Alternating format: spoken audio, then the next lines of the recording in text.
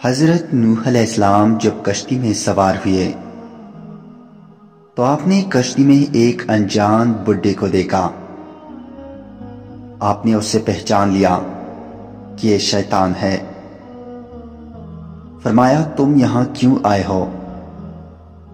اس نے کہا میں تمہارے دوستوں کے دلوں پر قابو پانے کے لیے آیا ہوں۔ ان کے جسم تمہارے ساتھ ہوں گے اور دل میرے ساتھ ہوں گے۔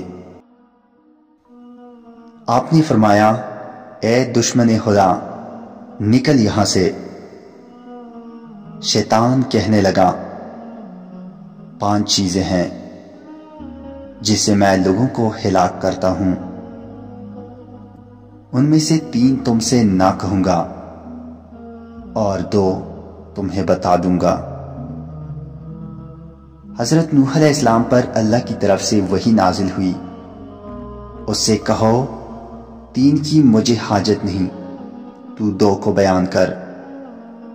شیطان نے کہا وہ چیزیں جس سے میں لوگوں کو ہلاک کرتا ہوں، ان میں ایک حسد ہے،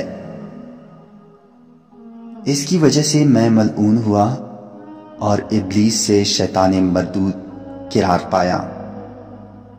دوسری چیز ہرس ہے کہ آدم کے لیے تمام جنت مباح کر دی گئی، مگر میں نے ہرس دلا کر ان سے اپنا کام نکال لیا۔